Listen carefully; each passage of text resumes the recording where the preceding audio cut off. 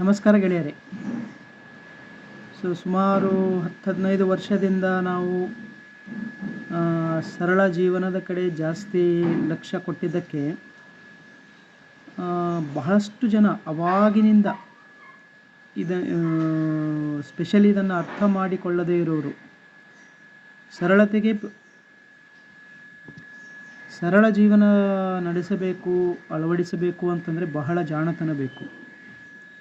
ಎಲ್ಲರೂ ಹೇಳ್ದಂಗೆ ಮಾಡೋದಕ್ಕೆ ಯಾವ ಜಾಣತನ ಬೇಕಾಗಿಲ್ಲ. ಫ್ರಿಜ್ ತಗೋರು, ಟ್ರಿಪ್ ಮಾಡ್ರು, ಕೆಲಸ ಮಾಡ್ರು, ಮಕ್ಕಳಿಗೆ ಸಾಲಿಗೆ ಕಳಿಸ್ರು, ಲೋನ್ ಮಾಡ್ರು, ಇದಕ್ಕೆ ಯಾವ ತಲೆ ಬೇಕಾಗಿಲ್ಲ. ಮತ್ತು ಇದು ಕಾಂಪ್ಲೆಕ್ಸ್ ವೇ ಆಫ್ ಲಿವಿಂಗ್. ಸರಳತೆಯೇ ಇರೋದಿಲ್ಲ. ಅದೇ ಸರಳತೆ ಇರಬೇಕು, ಸರಳವಾಗಿ ಬದುಕಬೇಕು ಅಂತಂದರೆ ಬಹಳ ಯೋಚನೆ ಮಾಡಬೇಕಾಗ್ತದೆ, ಬಹಳ ಪ್ಲ್ಯಾನ್ ಮಾಡಬೇಕಾಗ್ತದೆ, ಸಮಾಧಾನದಿಂದ ಇರಬೇಕಾಗ್ತದೆ, ರಿಸರ್ಚ್ ಮಾಡಬೇಕಾಗ್ತದೆ, ಇಂಪ್ಲಿಮೆಂಟ್ ಮಾಡಬೇಕಾಗ್ತದೆ, ಎಕ್ಸ್ಪೆರಿಮೆಂಟ್ ಮಾಡಬೇಕಾಗ್ತದೆ. ನಮ್ಮಲ್ಲಿ ಬಂದು ಈ ಥರ ನೇರವಾಗಿ ನಮ್ಮ ಮುಖದ ಮೇಲೆ ಏನು ಅವರು ಈಗ ಉದಾಹರಣೆಗೆ ತೋಟದಲ್ಲಿ ಇರೋದ್ರ ಬಗ್ಗೆ ಮಾತಾಡ್ತಾ ಇರ್ತಾರೆ. ಅವ್ರು ಯಾವತ್ತೂ ತೋಟದಲ್ಲಿ ಉಳ್ಕೊಂಡಿಲ್ಲ. ನೌಕರಿ ಬಿಟ್ಟು ಬೇರೆ ಅವರಿಗೆ ಏನೂ ಗೊತ್ತೇ ಇಲ್ಲ, ಆದರೆ ನೌಕರಿ ಯಾಕೆ ಬಿಟ್ಟಿರಿ ನೀವು ಅಂತ ಕೇಳ್ತಾ ಇರ್ತಾರೆ. ಹೋಮ್ ಸ್ಕೂಲಿಂಗ್ ಅನ್ನೋದು ಅರ್ಥನೇ ಗೊತ್ತಿಲ್ಲ ಅವರಿಗೆ. ಹೋಮ್ ಸ್ಕೂಲಿಂಗ್ ಯಾಕೆ ಮಾಡಿಸ್ತಾ ಇದ್ದೀರಿ ಅಂತ ಕೇಳ್ತಾರೆ. ತರಕಾರಿಯಲ್ಲಿ ವಿಷ ಇದೆ, ಹಣ್ಣಿನಲ್ಲಿ ಎಲ್ಲ ವಿಷ ಪದಾರ್ಥಗಳಿದೆ ಅನ್ನೋದು ಅರಿವೇ ಇಲ್ಲ ಅವರಿಗೆ. ಇಷ್ಟೆಲ್ಲ ಯಾಕೆ ಕಷ್ಟಪಡ್ತಾ ಇದ್ದೀರಿ ಅಂತ ಕೇಳ್ತಾ ಇರ್ತಾರೆ. ಗಾಡಿ ಖರೀದಿನೇ ಮಾಡಿಲ್ಲ. ಭಾಳಷ್ಟು ಜನ ನಮ್ಮವ್ರು ಬರೋರ ಹತ್ರ ಕಾರ್ ಇಲ್ಲ, ಬಟ್ ನೀವು ಯಾಕೆ ಕಾರ್ ಬಿಟ್ಕೊಟ್ರಿ ಅಂತ ಕೇಳ್ತಾರೆ. ಎಲೆಕ್ಟ್ರಿಸಿಟಿ ಕರೆಂಟ್ ತೊಗೊಂಡು ಅವ್ರು ಏನು ಮಾಡ್ತಾ ಇದ್ದಾರೆ, ಬೆಳಗಿನ ಸಾಯಂಕಾಲ ತನಕ recharge, mobile, TV, mixie, fridge, ಇದು ಬಿಟ್ಟರೆ ಬೇರೆ ಏನೂ ಇಲ್ಲ. ಶರೀರಕ್ಕೆ ಹಾಳು ಮಾಡುವಂಥ ಕೆಲಸಗಳು. ನಮಗೆ ನೀವು ಕರೆಂಟ್ ಇಲ್ಲದೆ ಹೆಂಗೆ ಇರ್ತಾ ಇದ್ದೀರಿ ಅಂತ ಕೇಳ್ತಾ ಇದ್ದಾರೆ. ಈ ಥರ ಒಂದು ಪಟ್ಟಿ ಮಾಡಿದ್ದೀನಿ, 146 ಮೂರ್ಖರು ಅಂತ ಇದರ ಹೆಸರು. ನನ್ನ ಬಗ್ಗೆ, ನನ್ನ ಪತ್ನಿಯ ಬಗ್ಗೆ ಮತ್ತು ನಮ್ಮ ಜೀವನದ ಬಗ್ಗೆ ಜನರು ಬೆಳೆಸಿಕೊಂಡಿರುವ ತಪ್ಪು ಕಲ್ಪನೆಗಳು. ಇದನ್ನು ತಕ್ಷಣವೇ ಕನೆಕ್ಟ್ ಆಗುವಂತೆ ನಿಮಗೆ ಹೇಳ್ಕೊಡ್ತೇನೆ, ಓದ್ತಾ ಹೋಗ್ತೇನೆ. ಎಲ್ಲಿ ಎಕ್ಸ್ಪ್ಲನೇಷನ್ ಕೊಡಬೇಕಂತ ಅನಿಸ್ತದೆ ಅಲ್ಲಿ ಎಕ್ಸ್ಪ್ಲನೇಷನ್ ಕೊಡ್ತೇನೆ. ಹಣ ಮತ್ತು ಆದಾಯದ ಬಗ್ಗೆ ಪ್ರಶ್ನೆ ಕೇಳುವ ಮೂರ್ಖರು. ನೀವು ಆರ್ಥಿಕವಾಗಿ ಕಷ್ಟಪಡುತ್ತಿರಬಹುದು. ಇಲ್ಲ, ನನಗೆ ದುಡ್ಡಿನ ಸಮಸ್ಯೆ ಯಾವತ್ತೂ ಆಗಿಲ್ಲ. ನಾನು ಯಾವತ್ತೂ ಸಾಲ ಮಾಡಿಲ್ಲ, ಸಾಲ ಕೊಟ್ಟಿಲ್ಲ. ಈಗ ನನಗೆ ಒಂದು 10 ವರ್ಷ ಆಯಿತು, ನನ್ನ ಮೇಲೆ ಯಾವ ಸಾಲನೇ ಇಲ್ಲ. ಸ್ವಂತ ಜಾಗ ಇದೆ, ಮನೆ ಇದೆ, ಯಾವ ಬಾಡಿಗೆ ಇಲ್ಲ, EMI ಇಲ್ಲ, ರೆಂಟ್ ಇಲ್ಲ, ಇನ್ಶೂರೆನ್ಸ್ ಇಲ್ಲ, ಎಂಥದೂ ಇಲ್ಲ. ದುಡ್ಡಿನ ಕಷ್ಟ ಎಲ್ಲಿಂದ ಬಂತು? ನಿಮ್ಮ ಬಳಿ ಬಹುಶಃ ಯಾವುದೇ ಉಳಿತಾಯ ಇರಲಿಕ್ಕಿಲ್ಲ, ಬಹಳಷ್ಟು ಉಳಿತಾಯ ಇದೆ. ನೀವು ಹೇಗೋ ತಿಂಗಳಿಂದ ತಿಂಗಳಿಗೆ ಜೀವನ ಸಾಗಿಸುತ್ತಿದ್ದೀರಿ. ಇಲ್ಲ, ವರ್ಷಾನುಗಟ್ಟಲೆ ಆಗೋಷ್ಟು ಸೇವಿಂಗ್ಸ್ ಇದೆ ನಮ್ಮ ಹತ್ರ. ಆದರೂ ನಾವು ಅದರ ಮೇಲೆ ತಲೆ ಯೋಚನೆ ಮಾಡೋದಿಲ್ಲ. ನಾವು ಆದಷ್ಟು ದಿನನಿತ್ಯ ಕೆಲಸ ಮಾಡ್ಕೊಂಡಿರಬೇಕು, ಆ್ಯಕ್ಟಿವ್ ಆಗಿರಬೇಕು. ಒಂದು ವೇಳೆ ಏನಾದರೂ ಕಳ್ಕೊಂಡ್ರೂ ಕೂಡ ಮತ್ತೆ ದುಡಿಯೋಂಗಿರಬೇಕು, ಅದರ ಮೇಲೆ ಫೋಕಸ್ ಮಾಡ್ತೀವಿ ಹೊರತು ದುಡ್ಡು ಶೇಖರಣೆ ಮಾಡಿ ಕುತ್ಕೊಂಡು ತಿನ್ನೋಣ ಅಂತ ಈ ಥರ ಯೋಚನೆ ಮಾಡಲ್ಲ. ನೀವು ಕೆಲಸದಲ್ಲಿ ವಿಫಲರಾದ ಕಾರಣ ಅವುಗಳನ್ನು ಬಿಟ್ಟಿರಿ. ನಾನು ಏನೇ ಕೆಲಸ ಮಾಡಿರ್ಬೋದು, ಇಲ್ಲಿ ತನಕ ಶಾಲೆಗೆ ಹೋಗಿರೋದ್ರಿಂದ ನೌಕರಿ ಎಲ್ಲ ಕಡೆ ನನಗೆ ಎಕ್ಸಲೆನ್ಸ್ ಇತ್ತು. ಎಲ್ಲ ಕಡೆ ನಾನು ಟಾಪರ್. ಯಾವತ್ತೂ ನನಗೆ ಯಾವ ಕೆಲಸದಲ್ಲೂ ಕಷ್ಟ ಅನಿಸಿಲ್ಲ, ಯಾವ ಎಕ್ಸಾಮು ನಾನು ಫೇಲ್ ಆಗಿಲ್ಲ. ನಿಮಗೆ ಕಾರ್ಪೊರೇಟ್ ಒತ್ತಡವನ್ನು ನಿಭಾಯಿಸಲು ಸಾಧ್ಯವಾಗಲಿಲ್ಲ. ಹೌದು, ಆಗಲಿಲ್ಲ, ಇಷ್ಟ ಆಗಲಿಲ್ಲ. ಆದರೆ ಕಾರ್ಪೊರೇಟ್ ಒತ್ತಡ ತಗೊಂಡು ಯಾಕೆ ಬದುಕಬೇಕು ನಾನು? ಅದರಲ್ಲಿ ಏನು ಅಂಥದ್ದು ಹೇಳ್ಕೊಳ್ಳುವಂಥದ್ದಿದೆ? ಕಾರ್ಪೊರೇಟ್ ಒತ್ತಡ ತಗೊಂಡು BP, ಶುಗರ್ ಮಾಡಿಕೊಂಡು ಬಂದಿರೋದ್ರಲ್ಲಿ 80% ದುಡ್ಡು ರೆಂಟು, ಖರ್ಚು, ಸಿಟಿಯಲ್ಲಿ ಓಡಾಡೋದು ಇದಕ್ಕೆ ಹೋಗ್ತದೆ. ಇದನ್ನೆಲ್ಲ ಒಪ್ಕೊಂಡು ಯಾಕೆ ಬದುಕಬೇಕು ನಾನು? ನಿಮಗೆ ಹೆಚ್ಚು ಸಂಪಾದಿಸಲು ಸಾಧ್ಯವಾಗದ ಕಾರಣ ಕೈ ಬಿಟ್ಟಿರಿ. ಸಿಕ್ಕಾಪಟ್ಟೆ ದುಡ್ಡು ಗಳಿಸ್ತಾ ಇದ್ದೆ ನಾನು, ಈಗಲೂ ಗಳಿಸ್ತಾ ಇದ್ದೀನಿ, ಏನು ತೊಂದರೆ ಇಲ್ಲ. ಬೇರೆ ದಾರಿ ಇಲ್ಲದ ಕಾರಣ ನೀವು ಹೀಗೆ ಬದುಕುತ್ತಿದ್ದೀರಿ. ಹೌದು, ಸರಳತೆ ಬಿಟ್ಟು ಆರೋಗ್ಯವಾಗಿ ಇರೋದಕ್ಕೆ ಬೇರೆ ದಾರಿನೇ ಇಲ್ಲ. ಕಾಂಪ್ಲೆಕ್ಸ್ ಆಗಿ ಬದುಕಿ ನಾನು ಆರೋಗ್ಯವಾಗಿರ್ತೀನಿ ಅನ್ನೋದಕ್ಕೆ ಸಾಧ್ಯನೇ ಇಲ್ಲ. ಇದು ಬಲವಂತದ ಸರಳತೆಯ ಹೊರತು ನೀವಾಗಿ ಆರಿಸಿಕೊಂಡಿದ್ದಿಲ್ಲ. ಎರಡೂ ಇದು ಆರಿಸಿಕೊಂಡು ಬಲವಂತವಾಗಿ ಇಂಪೋಸ್ ಮಾಡಿರೋದು ನಮ್ಮ ಮೇಲೆ. ನಿಮಗೆ ಹೇಳ್ತಾ ಇಲ್ಲ ನಾನು, ನೀವು ಬೇಕಾಗಿದ್ದು ಮಾಡಿ, ನಿಮ್ಮ ಚಾಯ್ಸ್, ನಿಮ್ಮ ಜೀವನ, ನಿಮ್ಮ ಇಷ್ಟ. ಸರಳವಾಗಿ ಬದುಕ್ರಿ, ಕಾಂಪ್ಲೆಕ್ಸ್ ಆಗಿ ಬದುಕ್ರಿ, ಸಾಲ ಮಾಡಿರಿ, ದುಡ್ಡು ಮಾಡಿರಿ, ದುಡಿರಿ, ಓಡಾಡ್ರಿ, ಆರೋಗ್ಯ ಕೆಡಿಸ್ಕೊಡ್ರಿ, ನಮಗೆ ಯಾವ ಸಂಬಂಧ ಬರೋಂಗಿಲ್ಲ. ನೀನ್ಯಾರೋ ನಾನು ಯಾರು, ನಾನು ನನ್ನ ಅನುಭವ ಹೇಳ್ತಾ ಇದ್ದೀನಿ ಅಷ್ಟೇ. ನೀವು ರಹಸ್ಯವಾಗಿ ಯಾರನ್ನು ಅವಲಂಬಿಸಿರಬೇಕು? ಇಲ್ಲ, ಖಂಡಿತ ಇಲ್ಲ. ನನಗೆ ದುಡ್ಡು ಕೊಡೋರು ಯಾರೂ ಇಲ್ಲ. ನಿಮಗೆ ಗುಪ್ತವಾದ ಆರ್ಥಿಕ ಸಹಾಯ ಇರಲೇಬೇಕು? ಯಾವುದೂ ಇಲ್ಲ. ನೀವು ಬಹುಶಃ ಮೊದಲಿಗಿಂತ ಕಡಿಮೆ ಸಂಪಾದಿಸ್ತಿದ್ದೀರಿ? ಖಂಡಿತ. ನೋಡಿ, ಸಂಪಾದನೆಗಿಂತ ನಾವು ಎಷ್ಟು ಖರ್ಚು ಮಾಡ್ತಾ ಇದ್ದೀವಿ ಅನ್ನೋದು ಮುಖ್ಯ. ಈಗ ತಿಂಗಳಿಗೆ 1 ಕೋಟಿ ರೂಪಾಯಿ ಗಳಿಸಿದರೆ ನನ್ನ ಖರ್ಚು 1 ಕೋಟಿಗಿಂತ ಜಾಸ್ತಿ ಇದ್ದರೆ ಸಾಲದಲ್ಲಿ ಮುಳುಗ್ತೀನಿ. ಅದೇ ತಿಂಗಳಿಗೆ 30,000 ಗಳಿಸ್ತಾ ಇದ್ದೀನಿ, ಆದರೆ ನನ್ನ ಖರ್ಚು 20,000 ಇದೆ ಅಂದರೆ ಖಂಡಿತವಾಗಿ ನನಗೆ ಸಾಲ ಆಗೋದಿಲ್ಲ, ಆರಾಮಾಗಿರ್ತೀನಿ. ಅಗತ್ಯಗಳು ಕಡಿಮೆ ಇರೋದರಿಂದ ಮಾತ್ರ ಈ ಜೀವನ ಶೈಲಿ ಸಾಧ್ಯವಾಗಿದೆ? ಖಂಡಿತ. ಅನಾವಶ್ಯಕ ಅಗತ್ಯಗಳು, ಸೊಸೈಟಿ ಹೇಳಿರುವಂಥ ಅಗತ್ಯಗಳನ್ನು ನಾವು ತೆಗೆದಾಕಿದಾಗ, ಅಗತ್ಯಗಳು ಕಡಿಮೆ ಆದಾಗ ಜೀವನ ಬಹಳ ಸರಳವಾಗ್ತಾ ಹೋಗ್ತದೆ. ಎಲ್ಲರೂ ಹೇಳಿದ್ದನ್ನು ಕೇಳ್ತಾ ಹೋದರೆ ಆಗೋದಿಲ್ಲ. ಎಲ್ಲರೂ ಮೂರ್ಖರು, 140 ಕೋಟಿ ಮೂರ್ಖರು. ಇದು ದೀರ್ಘಕಾಲದವರೆಗೆ ನಡೆಯೋದಿಲ್ಲ. ಖಂಡಿತ ನಡೀತದೆ. ಯಾಕೆ ನಡೆಯೋದಿಲ್ಲ? 10-15 ವರ್ಷ ಆಯಿತು ನಾವು ಈ ಥರ ಬದುಕ್ತಾ ಇದ್ದೀವಿ, ಸರಳತೆಯನ್ನು ಇಂಪ್ಲಿಮೆಂಟ್ ಮಾಡಿದ್ದೀವಿ. ಮತ್ತೆಷ್ಟು ದೀರ್ಘಕಾಲ ಬೇಕು? ವೃದ್ಧಾಪ್ಯವು ನಿಮಗೆ ತುಂಬ ಕಷ್ಟಕರವಾಗಿ, ಖಂಡಿತ. ವೃದ್ಧಾಪ್ಯ ಯಾರಿಗೆ ಕಷ್ಟ ಕೊಡಲ್ಲ ಹೇಳಿ? ಪ್ರತಿಯೊಬ್ಬ ವ್ಯಕ್ತಿ ವೃದ್ಧಾಪ್ಯದಲ್ಲಿ ಅವನ ಮೂರ್ಖತನದ ಶಿಕಾರಿಯಾಗ್ತಾನೆ. ಸೊ ನನಗೂ ಆಗ್ತದೆ ಕೆಲವೊಂದು. ನಾನು ಖಂಡಿತ ಅದರಿಂದ ಹೊರಗೆ ಬರ್ತೇನೆ. ನಿಮಗೂ ಆಗ್ತದೆ. ನೀವು ಹೊರಗೆ ಬರಬೇಕು. ಇಲ್ಲ ರೋಗ ಪಡ್ಕೊಂಡು ಒದ್ದಾಡ್ತಾ ಇರಬೇಕು. ನಾನು ಏನೇ ಕಷ್ಟ ಬರಲಿ ಅದನ್ನು ಫೈಟ್ ಮಾಡೋದಕ್ಕೆ ರೆಡಿ ಇದ್ದೇನೆ. ವೈದ್ಯಕೀಯ ತುರ್ತು ಪರಿಸ್ಥಿತಿಗಳು ನಿಮ್ಮನ್ನು ಬೀದಿ ಪಾಲು ಮಾಡುತ್ತವೆ. ಎಂಥದ್ದು ಏನು ವೈದ್ಯಕೀಯ? ಸಿಟಿಯಲ್ಲಿರೋನಿಗೆ ವೈದ್ಯಕೀಯ, ಜಾಬಲ್ಲಿರೋನಿಗೆ ವೈದ್ಯಕೀಯ ತುರ್ತು ಪರಿಸ್ಥಿತಿ ಜಾಸ್ತಿ ಬರ್ತಾವೋ, ನಮ್ಮ ತೋಟದಲ್ಲಿರೋನಿಗೆ ಜಾಸ್ತಿ ಬರ್ತಾವೋ? ದಿನಾಲೂ ಕೆಲಸಕ್ಕೆ ಹೋಗ್ತೀರಿ, ರೋಡಲ್ಲಿ ಓಡಾಡ್ತೀರಿ, ಸ್ಟ್ರೆಸ್ ಮಾಡ್ಕೊತೀರಿ, ಆಕ್ಸಿಡೆಂಟ್ ಆಗೋ ಚಾನ್ಸ್ ಇರ್ತದೆ, ಗಾಳಿ ಸರಿ ಇಲ್ಲ. ಈಗ ಡೆಲ್ಲಿಯಲ್ಲಿ ನೋಡಿ, ಸುಮ್ಮನೆ ಡೆಲ್ಲಿಯಲ್ಲಿ ಇದ್ದರೆ ಸಾಕು, ದಿನಕ್ಕೆ 40 ಸಿಗರೇಟ್ ಸೇದಂಗಿದೆ ಈಗ. ಸೊ ನನಗೆ ಒಳ್ಳೆ ಗಾಳಿ ಇದೆ, ನೀರಿದೆ, ಭೂಮಿ ಸಂಪರ್ಕ ಇದೆ, ದಿನಾಲೂ ಓಡಾಟ ಇದೆ, ಶರೀರಕ್ಕೆ ಮೈ ತುಂಬ ವ್ಯಾಯಾಮ ಇದೆ. ನನಗೆ ಯಾವ ಕಷ್ಟ ಬರೋಕ್ಕೆ ಸಾಧ್ಯ ಇದೆ? ಬಂದರೂ ಅದರಲ್ಲಿ ಏನು ತಪ್ಪಿದೆ? ನನಗೆ ಕಷ್ಟ ಯಾಕೆ ಬರಬಾರ್ದು? ನಾನೆಲ್ಲರಿಗೂ ಕೇಳ್ತಾ ಇರ್ತೀನಿ, ನಾನು ಇವಾಗ ಸಾಯಬಾರ್ದು ಯಾಕೆ ಅಂತ. ನೋಡಿ, ಹುಟ್ಟೋದು ನನ್ನ ಕೈಯಲ್ಲಿಲ್ಲ, ಸಾಯೋದು ಕೂಡ ನನ್ನ ಕೈಯಲ್ಲಿಲ್ಲ. ಆದರೆ ನಾನು ಬದುಕಬೇಕಂದಾಗ ಅದು ಸ್ಟ್ರೆಸ್ ಆಗ್ತಾ ಹೋಗ್ತದೆ. ನಾನು ಬದುಕಲೇಬೇಕು, ನಾನು ಇರಲೇಬೇಕು, ನಾನು ಸಾಯಲೇಬಾರ್ದು. ನಾನು ಅಂದಂಗೆ ನಾನು ಇವಾಗ ಯಾಕೆ ಸಾಯಬಾರ್ದು? ನೀನು ವಿಡಿಯೋ ನೋಡ್ತಾ ಇದ್ದೀವಿ, ಇವಾಗ ಯಾಕೆ ಸಾಯಬಾರ್ದು? ನಾಷ್ಟ ಮಾಡೋದಿದೆ, ಚಾಯ್ ಕುಡೋದಿದೆ, ಬಾಡಿಗೆ ಕಟ್ಟೋದಿದೆ, ಇದು ಬಿಟ್ಟರೆ ಬೇರೆ ಉತ್ತರ ಬರೋಂಗಿಲ್ಲ ನಿಮ್ಮ ತಲೆಯಲ್ಲಿ. ಮಾಡಿ ನೋಡು, ಕೇಳಿ ನೋಡು. ನೀನು ಇವಾಗ ಯಾಕೆ ಸಾಯಬಾರ್ದು? ಮಕ್ಕಳಿಗೆ ನೋಡ್ಕೋಬೇಕು, ಶಾಲೆ ಕಳಿಸ್ಬೇಕು, ಅವ್ರಿಗೆ ಮದುವೆ ಮಾಡಿಸ್ಬೇಕು. ನೀನಿಲ್ಲದೆ ಇದ್ದರೆ ಅವೆಲ್ಲ ಆಗಲ್ಲಂತ ಮಾಡಿ ಎಲ್ಲ ಆಗ್ತದೆ. ನೀನಿಲ್ಲ ಅಂದರೆ ಇನ್ನೊಬ್ಬರು ನೋಡ್ಕೊತಾರೆ.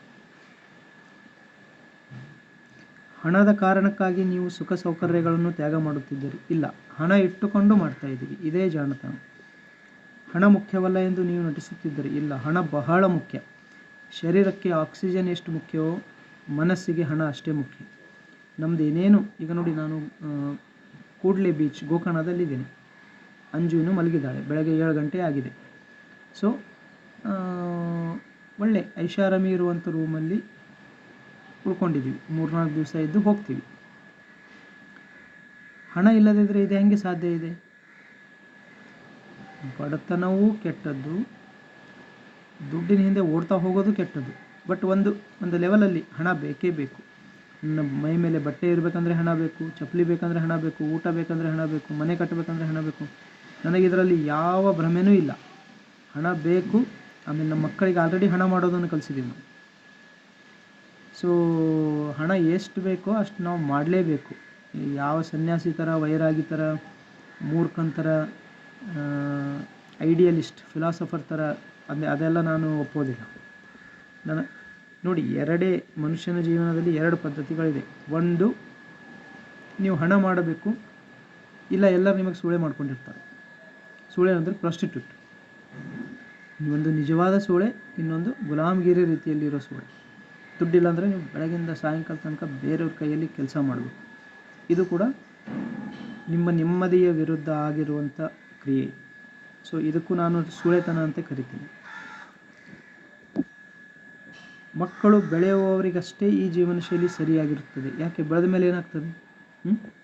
ನಾಳೆ ಏನಾಗ್ತದೆ? ಬೆಳೆದ ಮೇಲೆ ಏನಾಗ್ತದೆ? ಏನಾಗೋದಿಲ್ಲ. ನೀವು ಇದರ ಬಗ್ಗೆ ನಂತರ ಪಶ್ಚಾತ್ತಾಪ ಪಡುತ್ತೀರಿ. ಪ್ರತಿ ಒಂದು ಡಿಸಿಷನ್ ನಾನು ಪಶ್ಚಾತ್ತಾಪ ಪಟ್ಟಿದ್ದೀನಿ ನನ್ನ ಜೀವನದಲ್ಲಿ, ಇದು ಒಂದು ಬಿಟ್ಟು.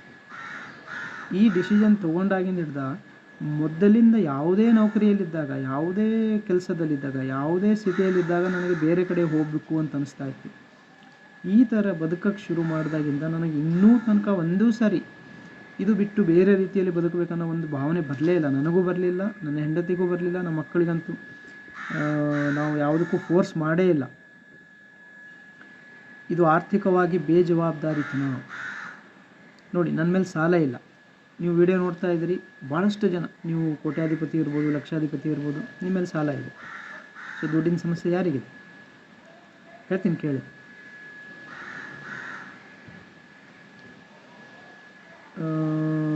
ಶ್ರೀಮಂತ ಅಂದರೆ ಅವನಷ್ಟು ಭಾಳಷ್ಟು ದುಡ್ಡಿದೆ, ವರ್ಷಾನುಗಟ್ಟಲೆ ಅವನು ಬದುಕುವಷ್ಟು ದುಡ್ಡಿದೆ. ಎರಡನೇ ಕ್ಯಾಟಗರಿ ಶ್ರೀಮಂತ ಇದ್ದು ಎರಡನೇ ಕ್ಯಾಟಗರಿ ಮಿಡಲ್ ಕ್ಲಾಸ್ ಅಂದರೆ ಅವನಿಗೆ ಹಾರ್ಡ್ಲಿ ಒಂದು ವಾರದಿಂದ ಒಂದು ತಿಂಗಳಾಗುವಷ್ಟು ದುಡ್ಡಿದೆ. ಆಮೇಲೆ ಅವನು ದುಡಿತಾ ಇರಬೇಕು. ಯೂಶ್ವಲಿ ಸ್ಯಾಲ್ರಿ ಮೇಲೆ ಡಿಪೆಂಡ್ ಇರ್ತದೆ ಅವನ ಲೈಫ್. ಮೂರನೇ ಕ್ಯಾಟಗರಿ ಬಡವ ಅಂದರೆ ಒಂದೆರಡು ದಿವಸಕ್ಕೆ ಅಷ್ಟೇ ಆಗೋಷ್ಟು ದುಡ್ಡು ಇರ್ತದೆ ಅವನ ಹತ್ರ. ದಿನಾಲೂ ದುಡಿಬೇಕು ಅವನು ಮನೆ ಸಲುವಾಗಿ ಗೌರ್ಮೆಂಟ್ ಮೇಲೆ ಡಿಪೆಂಡ್ ಇರ್ತಾನೆ, ರೇಷನ್ ಸಲುವಾಗಿ ಗೌರ್ಮೆಂಟ್ ಮೇಲೆ ಡಿಪೆಂಡ್ ಇರ್ತಾನೆ, ಈ ಥರ ಎಲ್ಲ. ನಾಲ್ಕನೇ ಕ್ಯಾಟಗರಿ ಭಿಕ್ಷುಕ ಅಂದರೆ ಅವನ ಹತ್ರ ಆಧಾರ್ ಕಾರ್ಡೇ ಇರೋದಿಲ್ಲ, ಅವನಿಗೆ ದುಡಿಯೋಕ್ಕೂ ಆಗೋದಿಲ್ಲ, ಭಿಕ್ಷೆನೇ ಅವನ ಸ್ಕಿಲ್. ಸೊ ಬೇರೆಯವರು ಭಿಕ್ಷೆ ಕೊಟ್ರೇ, ಇನ್ನು ಬಡವ ದುಡ್ಡು ತೊಗೊಂಬರ್ತಾನೆ, ಮನೆಗೆ ಬರ್ತಾನೆ. ಭಿಕ್ಷುಕ ಬೇರೆಯವರು ಭಿಕ್ಷೆ ಕೊಟ್ರೇ ಅವತ್ತು ಅವನಿಗೆ ಹೊಟ್ಟೆ ತುಂಬ್ತದೆ, ಅವತ್ತು ಅವನ ಮೈ ಮೇಲೆ ಬಟ್ಟೆ ಇರ್ತದೆ. ಸೊ ಇದಕ್ಕಿಂತ ನೀಚವಾದ ಒಂದು ಕ್ಯಾಟಗರಿ ಹೊಸದಾಗಿ ಉದ್ಭವವಾಗಿದೆ, ಗುಲಾಮಿತನ, ಸ್ಲೇವರಿ. ಅದೇ EMI, ಅದೇ ಬಾಡಿಗೆ, ಅದೇ ಸಾಲದ ಕಂತು. ಗೊತ್ತಾಯ್ತಾ? ಮನೆ ಕಟ್ಟಿದ್ದೀರಿ, ಜಾಗ ತೊಗೊಂಡಿದ್ದೀರಿ, ಆದರೆ 30, 20, 40 ವರ್ಷ ಇನ್ನೂ ದುಡಿಬೇಕು ನೀವು ಅದಕ್ಕೆ ಕಂತು ಕಟ್ಟೋದಕ್ಕೆ. ಏನಿದೆ ಈ ಥರ? ನಾಳೆ ನೀನು ದುಡಿಲೇಬೇಕು ಅನ್ನೋ ಪರಿಸ್ಥಿತಿ ಭಿಕ್ಷಕನಿಗೂ ಇಲ್ಲ, ಬಡವನಿಗೂ ಇಲ್ಲ, ಮಿಡಲ್ ಕ್ಲಾಸ್ ಇದ್ದವನಿಗೂ ಇಲ್ಲ, ಶ್ರೀಮಂತ ಇದ್ದವನಿಗೂ ಇಲ್ಲ. ಬರೀ ಸಾಲ ಇದ್ದವನಿಗೆ ಮಾತ್ರ ಆ ಥರ ಪರಿಸ್ಥಿತಿ ಇದೆ. ಸೊ ಗುಲಾಮ ನೀನು, ಸಾಲ ಇರೋ ತನಕ ಗುಲಾಮ. ನನ್ನ ಆರ್ಥಿಕತೆ ಬಗ್ಗೆ ಮಾತಾಡೋಕ್ಕೆ ಲಾಯಕ್ಕಿಲ್ಲ ನೀನು. 10-15 ವರ್ಷದಿಂದ ಸಾಲ ಇಲ್ಲ ನನ್ನ ಮೇಲೆ. ಸರಿ, ಈಗ ಎರಡನೇ ಕ್ಯಾಟಗರಿ ಬಂದುಬಿಟ್ಟು ಶಿಕ್ಷಣ ಮತ್ತು ಹಳೆಯ ವಿದ್ಯಾಭ್ಯಾಸದ ಬಗ್ಗೆ. ಅಂದರೆ ನಮ್ಮದು ನೀವು ಇಷ್ಟು ಸಿಕ್ಕಾಪಟ್ಟೆ ಓದ್ದವ್ರದಿರಿ, ಅದಕ್ಕೆ ಜಾಣರದಿರಿ, ನೀವು ಮಕ್ಕಳಿಗೆ ಶಾಲೆಗೆ ಕಳಿಸ್ಲಿಲ್ಲ ಅಂದರೆ ಅವ್ರು ಹೆಂಗೆ ಜಾಣರಾಗಬೇಕು? ಸೊ ನಾನು ಜಾಣನಾಗಿದ್ದೀನಿ ಅಂದರೆ ಅವೆಲ್ಲ ಎಕ್ಸ್ಪೀರಿಯೆನ್ಸ್, ನಾಲೆಜ್ ಬಳಸ್ಕೊಂಡು ನಮ್ಮ ಮಕ್ಕಳಿಗೆ ಬೆಳೆಸ್ಬೋದಲ್ಲ. ನಾನು ಈಜು ಕಲಿತುಕೊಂಡು ಬಂದಿದ್ದೀನಿ ಅಂತಂದರೆ ನಮ್ಮ ಮಕ್ಕಳಿಗೆ ಈಜು ಕಲಿಸ್ಬೋದಲ್ಲ.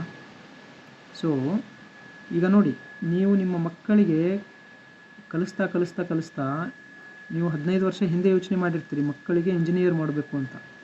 ನೀವು ಕಲಿಸ್ತಾ ಹೋದಂಗೆ ಮಕ್ಕಳು, ನಿಮ್ಮ ಮಗು ಇಂಜಿನಿಯರ್ ಆಗಿ ಹೊರಗೆ ಬಂದ ಮೇಲೆ ಆ ಫೀಲ್ಡೇ ಔಟ್ಡೇಟ್ ಆಗಿರ್ತದೆ. ಆ ಫೀಲ್ಡ್ ಇರೋದೇ ಇಲ್ಲ. ಸಿವಿಲ್ ಇಂಜಿನಿಯರಿಂಗ್, ಮೆಕ್ಯಾನಿಕಲ್ ಇಂಜಿನಿಯರಿಂಗ್ ಇವ್ರ ಜೊತೆ ಎಲ್ಲ ಆಯ್ತಲ್ಲ ಇದೇ ಥರ. ಈಗ IT ಇಂಜಿನಿಯರ್ ಜೊತೆ ಈ ಥರ ಆಗ್ತಾಯಿದೆ, ಮತ್ತು ಮುಂದೆ ಡಾಕ್ಟರ್ ಜೊತೆ ಈ ಥರ ಆಗೋದಿದೆ. ಯಾಕಂದರೆ ಅವ್ರದ್ದೆಲ್ಲ ಜನರು ಅವ್ರ ಬಗ್ಗೆ ಭರವಸೆ ಕಳ್ಕೊತಾ ಇದ್ದಾರೆ. ಭಾಳ ಬಿಸ್ನೆಸ್ ತಲೆಯಾಗಿದೆ ಇವ್ರದ್ದೆಲ್ಲ ಅಂತ. ಸೊ ಯಾವುದು ಶಿಕ್ಷಣ? ಈಗಿನ ಪರಿಸ್ಥಿತಿ ನೋಡಿಕೊಂಡು ಕಲಿಯೋದು ಶಿಕ್ಷಣವೋ, ಅಥವಾ ಸುಮ್ಮನೆ ಏನೋ ತಲೆಯಲ್ಲಿಟ್ಕೊಂಡು ಮಗು ಕಳಿಸ್ತಾ ಇದ್ದೀರಿ ಮತ್ತು ನೀವು ಅದೇ ನೌಕರಿಯಲ್ಲಿದ್ದೀರಿ, ದಿನಾಲು ಅದನ್ನೇ ನೀವು ಹೆಸರಿಡ್ತಾ ಇರ್ತೀರಿ. ಈ ನೌಕರಿಯಲ್ಲಿ ಖುಷಿ ಇಲ್ಲ, ಸಂಬಳ ಕಮ್ಮಿ, ಟ್ರಾನ್ಸ್ಫರ್ ಮಾಡ್ತಾರೆ, ಅದು ಇದು, ಬಟ್ ಮಕ್ಕಳಿಗೆ ಅದರಲ್ಲೇ ದುಃಖತಾ ಇರ್ತೀರಿ. ಸೊ ಯಾರು ಜಾಣರು? ಇಷ್ಟೆಲ್ಲ ಶಿಕ್ಷಣ ವ್ಯರ್ಥವಾಯಿತು? ಖಂಡಿತ ಇಲ್ಲ. ಇದು ಶಿಕ್ಷಣದ ಲಕ್ಷಣ. ಇದು ಸರಳವಾಗಿ ಬದುಕೋದಕ್ಕೆ ಭಾಳ ಜಾಣತನ ಬೇಕು. Simplicity can be achieved only by A intelligent mind. So ನಂದು ಎಷ್ಟೆಲ್ಲ ಜ್ಞಾನ ಇದೆ, ಅನುಭವ ಇದೆ, ಅದನ್ನೆಲ್ಲ ಹಾಕಿ ನಾನು ಸರಳವಾಗಿ ಬದುಕ್ತಾ ಇದ್ದೀನಿ. ಅಷ್ಟು ಪದವಿಗಳು ಯಾವುದಕ್ಕೂ ಇಲ್ಲದಂತಾದವು. ಉನ್ನತ ವ್ಯಾಸಂಗ ಮಾಡಿದವರು ಯಾರೂ ಹೀಗೆ ಬದುಕಬಾರದು. ಯಾಕೆ ಬದುಕಬಾರದು? ನೀನು ಹೇಳಿದ ಹಾಗೆ ನಾನು ಯಾಕೆ ಬದುಕಬೇಕು? ಸೊ ನಾನು ಉನ್ನತ ವ್ಯಾಸಂಗ ಮಾಡಿದ್ದು ನನಗೂ ಯೂಸ್ ಆಗಬೇಕಾ, ಇಲ್ಲ ನಿಮಗೆ ಯೂಸ್ ಆಗಬೇಕಾ? ಮೊದಲು ನಾನು ಎಷ್ಟೆಲ್ಲ ವ್ಯಾಸಂಗ ಮಾಡಿದ್ದೇನೆ, ಓದಿದ್ದೇನೆ, ನನಗೆ ಯೂಸ್ ಆಗಬೇಕು. ನಿಮಗದಕ್ಕೆ ಸಂಬಂಧ ಬರೋದಿಲ್ಲ. ನೀನು ಯಾರಪ್ಪ? ನಾನು ಓದಿದ್ದು ನಿನಗೆ ಯಾಕೆ ಯೂಸ್ ಆಗಬೇಕು? ನಿನಗೆ ಯೂಸ್ ಆಗೋಬೇಕಂದ್ರೆ ನೀನು ಓದಬೇಕು, ನೀನು ಮಾಡ್ಕೋಬೇಕಾದ್ರೆ. ನೀನನ್ನು ಕೊಟ್ಟಿದ್ದೀಯ ನನಗೆ. ಹಾಂ, ನನ್ನ ಸಲುವಾಗಿ ದುಡಿತಾ ಇದ್ದೀನಿ. ಸೊ ಎಲ್ಲವನ್ನು ಬಿಡೋದಕ್ಕಾಗಿಯೇ ನೀವು ಇಷ್ಟೆಲ್ಲ ಓದಿದ್ದ? ಏನೂ ಬಿಟ್ಟಿಲ್ಲ. ಏನು ಬಿಟ್ಟಿದ್ದೀನಿ? ಸಿಟಿಯಲ್ಲಿದ್ದಾಗ, ಕೆಲಸದಲ್ಲಿದ್ದಾಗ, ಬೆಂಗಳೂರಲ್ಲಿದ್ದಾಗ ಗಾಳಿ ಇರಲಿಲ್ಲ, ಹೊಗೆಯಲ್ಲಿ.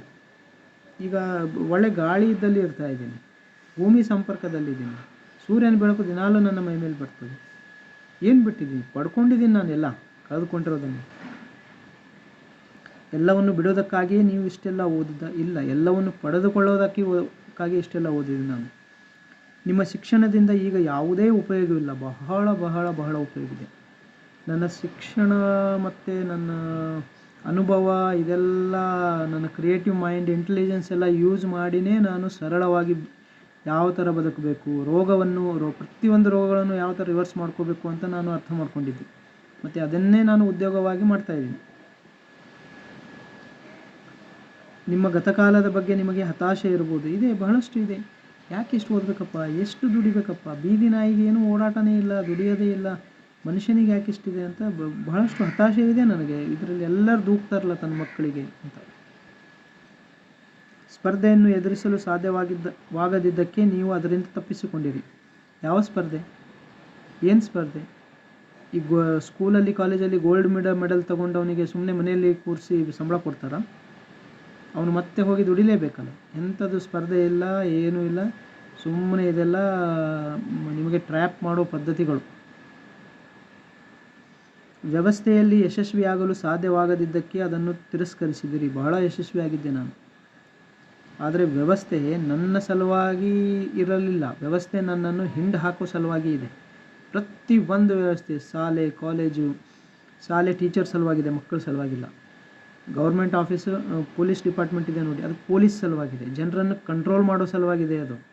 ಜನರು ಗೌರ್ಮೆಂಟ್ ವಿರುದ್ಧ, ರಾಜಕಾರಣಿಗಳ ವಿರುದ್ಧ ವಿದ್ರೋಹ ಮಾಡಬಾರದಂತೂ ಪೊಲೀಸ್ ಇದೆ. ನಿಮ್ಮ ಸಲುವಾಗಿ ಪೊಲೀಸ್ ಇಲ್ಲ, ಅರ್ಥ ಮಾಡ್ಕೊಳ್ಳಿ. ಅದೇ ಥರ ಹಾಸ್ಪಿಟಲ್, ರೇಷನ್, ಅಗ್ರಿಕಲ್ಚರ್ ಡಿಪಾರ್ಟ್ಮೆಂಟ್ ಎಲ್ಲ ನಿಮಗೆ ಒಂದು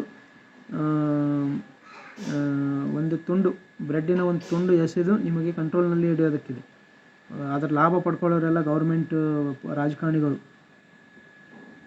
ಬುದ್ಧಿವಂತರು ಹೀಗೆ ಬದುಕೋದಿಲ್ಲ. ಸರಿ, ನಿನಗೆ ಬುದ್ಧಿ ಇದ್ದರೆ ಈ ಥರ ಬದುಕಿ ತೋರಿಸು. ಮೂರ್ಖರು ಈ ಥರ ಆರಾಮಾಗಿ ಬದುಕ್ಬೋದು ಅಂತಂದರೆ ಮಾಡಿ ತೋರಿಸು, ಮಾಡಿ ನೋಡು, ಗೊತ್ತಾಗ್ತದೆ. ಸುರಕ್ಷಿತರು ಈತರರಿಗೆ ಮಾರ್ಗದರ್ಶನ ನೀಡಬೇಕು, ದೂರ ಸರಿಯಬಾರದು. ಇದು ಮಾರ್ಗದರ್ಶನವಿಲ್ಲದೆ ಮತ್ತೇನಾಯಿತು? ಇಷ್ಟೆಲ್ಲ ವಿಡಿಯೋ ಮಾಡಿದ್ದೀನಿ, 500 ಆರ್ಟಿಕಲ್ಸ್ ಬರೆದು ಹಾಕಿದ್ದೇನೆ ನಮ್ಮ ಬ್ಲಾಗಲ್ಲಿ. ಆಮೇಲೆ ದಿನಾಲೂ ಬರೋರಿಗೆಲ್ಲ ಹೇಳ್ಕೊಡ್ತೇನೆ. 8-10 ಸಾವಿರ ಜನ ಪ್ರತಿಯೊಂದು ಥರದ ರೋಗಗಳನ್ನು ರಿವರ್ಸ್ ಮಾಡ್ಕೊಂಡಿದ್ದಾರೆ. ಯಾವುದೇ ಆಸ್ಪತ್ರೆಯಲ್ಲಿ ಕಡಿಮೆ ಆಗದಂಥ ರೋಗಗಳಿಗೆ ನಮ್ಮಲ್ಲಿ ಬರ್ತಾರೆ. ಸೊ ಮತ್ತೇನು ಬೇಕು? ಮತ್ತೇನು ಹೇಳ್ಕೊಡ್ಬೇಕು ನಿಮಗೆ? ನಿಮ್ಮ ಬುದ್ಧಿಶಕ್ತಿಯ ಬಳಕೆ ಸರಿಯಾಗಿ ಆಗುತ್ತಿಲ್ಲ. ಇದೇ ಅತಿಯಾದ ಬಳಕೆ. Highest form of utility of the intelligence is for the self. First ನನಗೆ ಇದರಿಂದ ಲಾಭ ಆಗ್ತಾಯಿದೆ, ನನ್ನ ಹೆಂಡತಿಗೆ ಆಗ್ತಾಯಿದೆ, ನನ್ನ ಮಕ್ಕಳಿಗೆ ಆಗ್ತಾಯಿದೆ, ನನ್ನ ಜೀವನಕ್ಕೆ ಆಗ್ತಾಯಿದೆ. ಆಮೇಲೆ ನೀನು, ಆಮೇಲೆ ಸಮಾಜ ನನ್ನ ಸಲುವಾಗಿ ಇರಬೇಕು ಹೊರತು ನಾನು ಸಮಾಜಕ್ಕೆ ಬಲಿ ಕೊಡುವಂಥದ್ದು ಏನೂ ಇಲ್ಲ. ನಿಮ್ಮ ಜ್ಞಾನ ವ್ಯರ್ಥವಾಗುತ್ತಿದೆ. ಶಿಕ್ಷಣದ ಉದ್ದೇಶ ಇದಲ್ಲ. ಶಿಕ್ಷಣದ ಉದ್ದೇಶ ಬೆಳಗ್ಗಿಂದ ಸಾಯಂಕಾಲ ತನಕ ಕತ್ತೆ ದುಡ್ದಂಗೆ ದುಡಿಯೋದು, ಬಾಡಿಗೆ ಕಟ್ಟೋದು, EMI ತುಂಬೋದು, BP ಶುಗರ್ ಮಾಡ್ಕೋದು. ಇದಾ ಶಿಕ್ಷಣದ ಉದ್ದೇಶ? ಕೇಳ್ಕೊಳ್ಳಿ ನಿಮಗೆ. ಸರಿ, ವಿಡಿಯೋ ಭಾಳ ದೊಡ್ಡದಾಗ್ತಾ ಇದೆ, ಈಗ ಓದ್ತಾ ಹೋಗ್ತೀನಿ. ಕೆಲಸ ಮತ್ತು ವೃತ್ತಿ ಜೀವನದ ಬಗ್ಗೆ ನಿಮಗೆ ಯಾವುದೇ ಮಹತ್ವಾಕಾಂಕ್ಷೆ ಇಲ್ಲ. ಬಹಳ ಮಹತ್ವಾಕಾಂಕ್ಷೆ ಇದೆ ನನಗೆ. ಆರೋಗ್ಯವಾಗಿ ಬದುಕಬೇಕು, ಸರಳವಾಗಿ ಬದುಕಬೇಕು, ನೆಮ್ಮದಿಯಾಗಿ ಬದುಕಬೇಕು, 100 ವರ್ಷ ಬದುಕಬೇಕು, 150 ವರ್ಷ ಬದುಕಬೇಕು ಅಂತ ನಾನು ಹೇಳ್ತಾ ಇರ್ತೀನಿ ಕೆಲವೊಬ್ಬರಿಗೆ. ಅದು ಆಗೋದಿಲ್ಲ, ಗೊತ್ತಿಲ್ಲ ನನಗೆ. ನಾನು ಈಗಲೇ ಸಾಯ್ಬೋದು. ಸೊ ಗೊತ್ತಿಲ್ಲ ನನಗೆ, ಬಟ್ ಆಕಾಂಕ್ಷೆ ಇದೆ ನನ್ನಲ್ಲಿ, ಆರೋಗ್ಯವಾಗಿ ಬದುಕಬೇಕು ಅಂತ. ನಿಮ್ಮಲ್ಲಿ ಉತ್ಸಾಹದ ಕೊರತೆ ಇದೆ. ನಿಮಗೆ ಜವಾಬ್ದಾರಿ ಇಷ್ಟವಿಲ್ಲ. ನೀವು ದಿನಚರಿಯ ಕೆಲಸದಿಂದ ತಪ್ಪಿಸಿಕೊಂಡಿದ್ದೀರಿ. ಇದು ಜವಾಬ್ದಾರಿ ಇಲ್ಲದೆ ಏನಾಯಿತು? ಬೆಳಗ್ಗೆಯಿಂದ ಸಾಯಂಕಾಲ ತನಕ ತರಕಾರಿ ಬೆಳೆಸೋದ್ರಲ್ಲಿ, ಗಿಡ ಬೆಳೆಸೋದ್ರಲ್ಲಿ, ನೀರು ತುಂಬೋದ್ರಲ್ಲಿ, ಕಟ್ಟಿಗೆ ಸೌದೆ ರೆಡಿ ಮಾಡೋದ್ರಲ್ಲಿ, ಅಡುಗೆ ಮಾಡೋದ್ರಲ್ಲಿ, ಇದೆಲ್ಲ ಶಾರೀರಿಕವಾಗಿ ಮಾಡ್ತಾ ಇದ್ದೀನಿ. ಜವಾಬ್ದಾರಿ ಇಲ್ಲದೆ ಏನಾಯ್ತಿದು? ನಿಮಗೆ ಹೊಣೆಗಾರಿಕೆ ಬೇಡವಾಗಿತ್ತು. ಇವಾಗ ನಾನು ಜಾಸ್ತಿ ಹೊಣೆ ಹೊತ್ತಿದ್ದೀನಿ ಅವಾಗಿನಗಿಂತ. ಅವಾಗ ನೌಕರಿ ಬಿಟ್ಟರೆ ಬೇರೆ ಹೊಣೆನೇ ಇರಲಿಲ್ಲ. ಇವಾಗ ಕೆಲಸ, ಮನೆ, ಆರೋಗ್ಯ, ಮನಸ್ಸು, ಮಕ್ಕಳು, ಪ್ರತಿಯೊಂದರ ಹೊಣೆ ಹೊತ್ಕೊಂಡಿದ್ದೀನಿ. ವ್ಯವಸ್ಥಿತ ಪರಿಸರವೆಂದರೆ ನಿಮಗೆ ಭಯ. ನೀವು ಸುಲಭದ ಜೀವನವನ್ನು ಆಯ್ದುಕೊಂಡಿದ್ದೀರಿ. ನಿಮಗೆ ಕಷ್ಟಪಟ್ಟು ಕೆಲಸ ಮಾಡಲು ಇಷ್ಟವಿಲ್ಲ. ನೀವು ಕೆಲಸದ ವಿರೋಧಿ. ಹೌದು, ಮೂರ್ಖರ ಥರ ದುಡಿಯೋದಿದೆಯಲ್ಲ ಅದರ ವಿರೋಧಿ ನಾನು. ಇನ್ನೊಬ್ಬರಿಗೆ ದುಡಿಸ್ಕೊಳ್ಳೋದಿದೆಯಲ್ಲ ಅದರ ವಿರೋಧಿ ನಾನು. ನೀವು ಪ್ರಗತಿಗೆ ವಿರುದ್ಧವಾಗಿದ್ದೀರಿ. ಯಾವ ಪ್ರಗತಿ? ಬೆಂಗಳೂರಲ್ಲಿ ದೊಡ್ಡ ದೊಡ್ಡ ಬಿಲ್ಡಿಂಗ್ ಮನೆ ಕಟ್ತಾ ಇದ್ರಿ, ಆದರೆ ಉಸಿರಾಡೋದಕ್ಕೆ ಗಾಳಿ ಇಲ್ಲ ಅಲ್ಲಿ. ಇದು ಯಾವ ಥರದ ಪ್ರಗತಿ? ನೀರಿಲ್ಲ ಅಲ್ಲಿ, ಸೇಫ್ಟಿ ಇಲ್ಲ ಅಲ್ಲಿ. ಬೆಂಗಳೂರಲ್ಲಿ ಒಂದು ತಾಸು ನೀವು ಮನೆಗೆ ಬೀಗ ಹಾಕಿದೆ ಹೊರಗೆ ಹೋಗ್ರಿ ನೋಡೋಣ. ಇಲ್ಲಿ ದಿವಸಾನುಗಟ್ಟಲೆ ಹೋಗ್ಬಿಡ್ಬೋದು ನಾನು, ಎಂಥದ್ದೇನು ಸಮಸ್ಯೆ ಬರಲ್ಲ ನಾನು. ಹೋಗಿ ನೋಡೋಣ, ಯಾವ ಪ್ರಗತಿ ಇದು? ನೀವು ಸಮಾಜಕ್ಕೆ ಯಾವುದೇ ಕೊಡುಗೆ ನೀಡುತ್ತಿಲ್ಲ. ನೀವು ನಿಮ್ಮ ಉತ್ಪಾದಕ ವರ್ಷಗಳು ವ್ಯರ್ಥ ಮಾಡುತ್ತಿದ್ದೀರಿ. ನೀವು ಬೆಳವಣಿಗೆಯನ್ನು ತಿರಸ್ಕರಿಸಿದ್ದೀರಿ. ನಿಮಗೆ ಆಧುನಿಕ ಆರ್ಥಿಕತೆ ಅರ್ಥವಾಗುತ್ತಿಲ್ಲ. ನೀವು ಅವಾಸ್ತವಿಕ ವ್ಯಕ್ತಿ, ಇಂಪ್ರ್ಯಾಕ್ಟಿಕಲ್. ನಾನು ಹೈಲಿ ಪ್ರಾಕ್ಟಿಕಲ್ ಅದನ್ನು. ನೋಡಿ, ಕನ್ನಡದಲ್ಲಿ ಒಂದು ಕಾನ್ಸೆಪ್ಟ್ ಇದೆ, ಅಷ್ಟಲಕ್ಷ್ಮಿ ಅಂತ. ಅದರಲ್ಲಿ ದುಡ್ಡು ಒಂದು ಐಶ್ವರ್ಯ ಮಾತ್ರ. ದುಡ್ಡು ಬಿಟ್ಟು ಇನ್ನೂ 7 ಐಶ್ವರ್ಯಗಳಿದೆ ನಮ್ಮ ಜೀವನದಲ್ಲಿ, ಆಯಿತಾ? ಧನಲಕ್ಷ್ಮಿ, ಧಾನ್ಯಲಕ್ಷ್ಮಿ, ವಿದ್ಯಾಲಕ್ಷ್ಮಿ, ಗಜಲಕ್ಷ್ಮಿ, ಸಂತಾನಲಕ್ಷ್ಮಿ, ಈ ಥರ ಎಲ್ಲ. ನಾನು ಎಲ್ಲವನ್ನು ಬ್ಯಾಲೆನ್ಸ್ ಮಾಡ್ಕೊಂಡಿದ್ದೀನಿ. ನೀನು ಬರೀ ದುಡ್ಡಿನ ಸಲುವಾಗಿ ಬೆಳಗ್ಗೆಯಿಂದ ಸಾಯಂಕಾಲ ದುಡಿತಾ ಇದೆಯಾ, ಇನ್ವೆಸ್ಟ್ ಮಾಡ್ತಾ ಇದೆಯಾ, ಏನೋ ಮಲ್ಟಿಪ್ಲೈ ಮಾಡ್ತಾ ಇದೆಯಾ, ಅದೊಂದೇ ಜೀವನ ಅಂದ್ಕೊಂಡಿದ್ದೆ. ಯಾರು ಪ್ರಾಕ್ಟಿಕಲ್ ಆಗಿದ್ದಾರೆ ನೋಡ್ಕೊಳ್ಳಿ. ಮತ್ತು ನಮ್ಮ ಆಫ್ ಗ್ರಿಡ್ ನೈಸರ್ಗಿಕ ಜೀವನದ ಬಗ್ಗೆ ಈಗ ಓದ್ತಾ ಹೋಗ್ತೀನಿ. ವಿಡಿಯೋ ದೊಡ್ಡದಾಗ್ತಾ ಇದೆ. ಇದು ಹಳ್ಳಿ ಜೀವನ, ಇದು ಹಿಂದುಳಿದ ಬದುಕು. ಅಂದರೆ ಇದೆಲ್ಲ ಸುಳ್ಳು, ನೈಜತೆ ಇದು ಇಲ್ಲ, ರಿಯಾಲಿಟಿ ಇದು ಇಲ್ಲ. ಏನು ಕೇಳ್ತಾ ಇದ್ದಾರಲ್ಲ ಅದೆಲ್ಲ ತಪ್ಪಿದೆ ಅಂತ ನಾನು ಏನು ಓದ್ತಾ ಇದ್ದೀನಿ ನೋಡಿ, ಇದ್ರದ್ದು ವಿರುದ್ಧ ಇದೆ ರಿಯಾಲಿಟಿ. ಅದಕ್ಕೆ ನಾವು ಇಷ್ಟು ಆರಾಮಾಗಿದ್ದೀವಿ, ಫಸ್ಟ್ ಕ್ಲಾಸ್ ಇದ್ದೀವಿ. ಇದು ಹಳ್ಳಿ ಜೀವನ, ಇದು ಹಿಂದುಳಿದ ಬದುಕು. ನೀವು ಬೇಕಂತಲೇ ಕಷ್ಟಗಳನ್ನು ಆರಿಸಿಕೊಂಡಿದ್ದೀರಿ. ನಿಮಗೆ ಕಷ್ಟ ಅನುಭವಿಸುವುದು ಇಷ್ಟ. ಇದು ಪಲಾಯನವಾದ. ಇದು ಕೇವಲ ಒಂದು ರೊಮ್ಯಾಂಟಿಕ್ ಕಲ್ಪನೆ ಅಷ್ಟೇ. ನೀವು ಬಡವರಂತೆ ಬದುಕುತ್ತಿದ್ದೀರಿ. ನೀವು ನಗರದ ಸೌಲಭ್ಯಗಳನ್ನು ಮಿಸ್ ಮಾಡಿಕೊಳ್ಳುತ್ತಿರಬಹುದು. ವಿದ್ಯುತ್, ಗ್ಯಾಜೆಟ್ಗಳು ಮತ್ತು ಸೌಕರ್ಯಗಳು ಅತಿ ಅಗತ್ಯ. ಇದು ಸುಶಿಕ್ಷಿತ ಕುಟುಂಬಗಳಿಗೆ ಒಪ್ಪುವಂಥದ್ದಲ್ಲ. ನೀವು ನಿಮ್ಮನ್ನು ಪ್ರತ್ಯೇಕಿಸಿಕೊಳ್ಳುತ್ತಿದ್ದೀರಿ. ನೀವು ಮಕ್ಕಳನ್ನು ಸಮಾಜದಿಂದ ದೂರ ಮಾಡುತ್ತಿದ್ದೀರಿ. ಆಧುನಿಕ ಕಾಲದಲ್ಲಿ ಇದು ದೀರ್ಘಕಾಲ ಉಳಿಯಲು ಸಾಧ್ಯವಿಲ್ಲ. ನೀವು ಕೊನೆಗೆ ನಗರಕ್ಕೆ ಮರಳುತ್ತೀರಿ. ಇದು ಕೇವಲ ಒಂದು ಹಂತವಷ್ಟೇ. ನೀವು ಇದನ್ನು ಕೇವಲ ಜನರ ಗಮನ ಸೆಳೆಯಲು ಮಾಡುತ್ತಿದ್ದೀರಿ. ಎಲ್ಲ ಸುಳ್ಳು, ತಪ್ಪು. ಮೂರ್ಖರ ಪ್ರಶ್ನೆಗಳು. ಮೂರ್ಖರ ಪ್ರಶ್ನೆ ಅವನು ಕೇಳೋದಕ್ಕಿಂತ ಮೊದಲೇ ತಪ್ಪಿರ್ತದೆ. ಮಿತವ್ಯಯದ ಬದುಕು, ಮಿನಿಮಲಿಸಮ್ ಬಗ್ಗೆ. ಅಂದರೆ ನಮ್ಮ ಮೇನ್ ಕಾನ್ಸೆಪ್ಟ್ ಮಿನಿಮಲಿಸಮ್. ವಸ್ತು ಅವಶ್ಯಕತೆ ಇದ್ದರೆ ಮಾತ್ರ ತಗೋಬೇಕು. ನಾವು ಏನೇ ಅವಶ್ಯಕತೆ ಇದ್ದರೆ ತಗೋತೀವಿ, ಬೆಸ್ಟ್ ಕ್ವಾಲಿಟಿ ತಗೋತೀವಿ. ಅದಕ್ಕೆ ಎಷ್ಟು ದುಡ್ಡು ಬೇಕಾಗ್ಬೋದು ಅದು ನಾನು ಲೆಕ್ಕ ಮಾಡಲ್ಲ. ಆದರೆ ಬೇಕಾಗದೇ ಇರುವಂಥ ವಸ್ತು ತಗೊಳಕ್ಕೆ ಹೋಗಲ್ಲ. ಆದಷ್ಟು ಇರುವ ವಸ್ತುಗಳನ್ನು ರಿಪೇರ್ ಮಾಡ್ತೀವಿ, ಕೈಯಿಂದ ಮಾಡೋಕ್ಕೆ ನೋಡ್ತೀವಿ, ಸಣ್ಣದಾಗಿ ಮಾಡೋಕ್ಕೆ ನೋಡ್ತೀವಿ, ಈ ಥರ. ನೀವು ಆಸೆಗಳನ್ನು ಹತ್ತಿಕ್ಕುತ್ತಿದ್ದೀರಿ. ನೀವು ಕುಟುಂಬದ ಮೇಲೆ ಸರಳತೆಯನ್ನು ಹೇರುತ್ತಿದ್ದೀರಿ. ನೀವು ಮಕ್ಕಳಿಗೆ ಸೌಕರ್ಯಗಳನ್ನು ನಿರಾಕರಿಸುತ್ತಿದ್ದೀರಿ. ನಮ್ಮ ಮಗಳ ಟ್ಯಾಬಿಂದ ಓದ್ತಾ ಇದ್ದೀನಿ. ನನ್ನ 10 ವರ್ಷದ ಮಗಳು ಟ್ಯಾಬ್ ಯೂಸ್ ಮಾಡ್ತಾಳೆ, AI ಆ್ಯಪ್ ಯೂಸ್ ಮಾಡ್ತಾಳೆ, ಗೇಮ್ಸ್ ಆಡ್ತಾಳೆ, ಅದರಲ್ಲಿ ಕ್ವಶನ್ಸ್ ಕೇಳ್ತಾಳೆ, ಸ್ಟಡಿ ಮಾಡ್ತಾಳೆ, ವಿಡಿಯೋಸ್ ನೋಡ್ತಾಳೆ, ಪ್ಲಸ್ ಬುಕ್ಸ್ ಕೂಡ ಸಾವಿರಾರು ಇದೆ ಅವ್ರ ಹತ್ರ, ಆಯಿತಾ? ಸೊ ನೀವೆಲ್ಲ ಮನೆಯಲ್ಲಿ ಕೂತ್ಕೊಂಡು ಎಲ್ಲ ಏನೇನೋ ಯೋಚನೆಗಳು ನಿಮ್ಮದು. ಮಿತವ್ಯಯವೆಂದರೆ ಕೊರತೆ ಎಂದರ್ಥ? ಖಂಡಿತ ಇಲ್ಲ. ಮಿತವ್ಯಯವೆಂದರೆ ತ್ಯಾಗ. ಮಿತವ್ಯಯವೆಂದರೆ ವಂಚಿತವಾಗುವುದು. ನೀವು ಒಳಗೊಳಗೆ ಅತೃಪ್ತರಾಗಿರಬಹುದು. ನೀವು ತೃಪ್ತರಾಗಿರುವಂತೆ ನಟಿಸುತ್ತಿದ್ದೀರಿ. ಇದು ಸಾಮಾನ್ಯ ಜೀವನವಲ್ಲ. ಮನುಷ್ಯ ಸಂತೋಷವಾಗಿರಲು ಹೆಚ್ಚಿನ ವಸ್ತುಗಳು ಬೇಕು. ನೀವು ಹೆಚ್ಚಿನ ವಸ್ತುಗಳು ಬೇಕಾಗಿಲ್ಲ, ಅವಶ್ಯಕತೆ ಇರುವ ವಸ್ತುಗಳು ಬೇಕು. ಈಗ ಸಿಟಿಯಲ್ಲಿ ಇರೋನ ಹತ್ರ, ನಾನು ಸಿಟಿಯಲ್ಲಿದ್ದಾಗ ಸಿಕ್ಕಾಪಟ್ಟೆ ವಸ್ತು ಇತ್ತು, ದೊಡ್ಡ ಟ್ರಕ್ಕಲ್ಲಿ ತುಂಬ್ಕೊಂಡು ಬಂದಿದ್ದೆ ನಾನು. ಈಗ ಒಂದು ಬೊಲೆರೋದಲ್ಲಿ ತೊಗೊಂಡು ಹೋಗ್ಬೋದು ನಮ್ಮ ವಸ್ತುಗಳು. ನಾವು ಇಲ್ಲಿ ಮನೆಯಲ್ಲಿ ಶಿಫ್ಟ್ ಮಾಡಬೇಕಾದ್ರೆ ಒಂದು ಬೊಲೆರೋದಲ್ಲಿ ತೊಗೊಂಡು ಬಂದಿದ್ವಿ ನಾವು, ಇನ್ಕ್ಲೂಡಿಂಗ್ ಬೈಕ್ ಸಮೇತ. ಸೊ ಇದು ಅತ್ಯವಶ್ಯಕ ವಸ್ತುಗಳಾಯಿತು, ಅದು ಹೆಚ್ಚಿಗೆ ಅನಾವಶ್ಯಕ ವಸ್ತುಗಳಾಯಿತು. ನೀವು ಅಸಹಜ ವ್ಯಕ್ತಿ. ನೀವು ವಿಪರೀತಕ್ಕೆ ಹೋಗುತ್ತಿದ್ದೀರಿ. ನೀವು ಮೋಜು ಮಸ್ತಿಗೆ ಇಲ್ಲ, ಖಂಡಿತವಿಲ್ಲ. ನಾವು ದಿನಾಲು ಮೋಜು ಮಸ್ತಿ, ನಗ್ತಾ ಇರ್ತೀವಿ, ಹಾಡ್ತಾ ಇರ್ತೀವಿ, ಎಂಜಾಯ್ ಮಾಡ್ತಾ ಇರ್ತೀವಿ, ಕ್ರಾಫ್ಟ್ ಮಾಡ್ತಾ ಇರ್ತೀವಿ, ಎಲ್ಲ ಮಾಡ್ತಾಯಿದ್ದೀವಿ. ನೀವು ಮೋಜು ಮಸ್ತಿಗೆ ವಿರುದ್ಧವಾಗಿದ್ದೀರಿ. ನಿಮಗೆ ಸಂತೋಷವೆಂದರೆ ಇಷ್ಟವಿಲ್ಲ. ನೀವು ಹಠಮಾರಿಗಳು, ಕಟ್ಟುನಿಟ್ಟರು. ಮತ್ತು ಪತ್ನಿಯ ಬಗ್ಗೆ ಬಹಳಷ್ಟು ಜನ ಏನು ತಿಳ್ಕೊತಾರೆ, ನಾನು ನನ್ನ ಪತ್ನಿಯನ್ನು ಫೋರ್ಸ್ ಮಾಡ್ತಾ ಇದ್ದೀನಿ, ಅವಳಿಗೆ ಆ್ಯಕ್ಚುಲಿ ನೀವು ಮಾಡ್ತಾ ಇರ್ತೀರಿ ಆ ಥರ. ಪತ್ನಿ ಅಂದರೆ ಮನೆ ಕೆಲಸ ಮಾಡಿಕೊಂಡು ಅಡುಗೆ ಮಾಡಿಕೊಂಡು ಜಾಡು ಕಸ ಗುಡಿಸ್ಕೊಂಡಿರಬೇಕು ಅಂತ ನಿಮ್ಮ ಮನೆಯಲ್ಲಿ ಇರ್ತದೆ. ಸೊ ನಾವೀಗ ಆರಾಮಾಗಿ ಇರ್ತಾ ಇದ್ದೀವಲ್ಲ, ತೋಟದಲ್ಲಿ ಇರ್ತಾ ಇದ್ದೀವಲ್ಲ, ಸರಳವಾಗಿರ್ತಾ ಇದ್ದೀವಲ್ಲ, ನೀವು ನಿಮ್ಮ ಪತ್ನಿಗೆ ಫೋರ್ಸ್ ಮಾಡಿದ್ದಕ್ಕೆ ಅವಳಿಗೆ ಬಂಗಾರ, ಒಡವೆ, ಗ್ಯಾಜೆಟ್ಟು, ಟೂರ್ ಟ್ರಿಪ್ ಮಾಡಿಸ್ತೀರಿ. ಅವಳು ರಿವೋಲ್ಟ್ ಮಾಡಬಾರ್ದು ಅಂತ, ಅವಳು ವಿರೋಧ ಮಾಡಬಾರ್ದು ಅಂತ. ನೋಡಿ ಪರಿಸ್ಥಿತಿ ಅದೇ ಇದೆ. ನಮ್ಮಲ್ಲಿ ಅದೇನೂ ಇಲ್ಲ. ಸೊ ನನ್ನ ಹೆಂಡತಿಯ ಮೈ ಮೇಲೆ ಬಂಗಾರ ಕಾಣ್ತಾ ಇಲ್ಲ, ಒಡವೆಗಳು ಕಾಣ್ತಾ ಇಲ್ಲ ಅಂತಂದ್ರೆ ಜನರೇ ಅಂತಿಕೊತಾರೆ ನಾನೇನೋ ಅವಳಿಗೆ ಶೋಷಣೆ ಮಾಡ್ತಾಯಿದ್ದೀನಿ, ಅಬ್ಯೂಸ್ ಮಾಡ್ತಾಯಿದ್ದೀನಿ, ಫೋರ್ಸ್ ಮಾಡ್ತಾಯಿದ್ದೀನಿ. ಅವಳೇ ಎಲ್ಲ ಬಿಟ್ಕೊಟ್ಟಿದ್ದು. ನಮಗೆ ಬಂಗಾರ ಎಲ್ಲ ಹಾಕ್ಕೊಂಡು ಓಡಾಡಿದ್ರೆ ಇಲ್ಲಿ ಸೇಫ್ಟಿ ಇರೋದಿಲ್ಲ, ನಮಗೆ ಸೇಫ್ಟಿ ಬೇಕಂದರೆ ಸರಳವಾಗಿ ಬದುಕಬೇಕಂತ ಇಚ್ಛೆಯಿಂದ ತೆಗೆದಾಕಿದ್ದು. ಸೊ ಈಗ ಓದ್ತೇನೆ, ಇದೆಲ್ಲ ನಿಮ್ಮ ತಪ್ಪು ಕಲ್ಪನೆಗಳು. ಆಕೆ ಮೌನವಾಗಿ ಹೊಂದಾಣಿಕೆ ಮಾಡಿಕೊಳ್ಳುತ್ತಿರಬಹುದು. ಆಕೆ ತನ್ನ ಕನಸುಗಳನ್ನು ಬಲಿ ಕೊಟ್ಟಿರಬಹುದು. ಆಕೆ ನಿಮ್ಮ ನಿರ್ಧಾರಗಳನ್ನು ಕುರುಡಾಗಿ ಅನುಸರಿಸುತ್ತಿದ್ದಾಳೆ. ಆಕೆಗೆ ಬೇರೆ ದಾರಿ ಇರಲಿಲ್ಲ. ಆಕೆ ಒಂದು ಉತ್ತಮ ಜೀವನವನ್ನು ತ್ಯಾಗ ಮಾಡಿದಳು.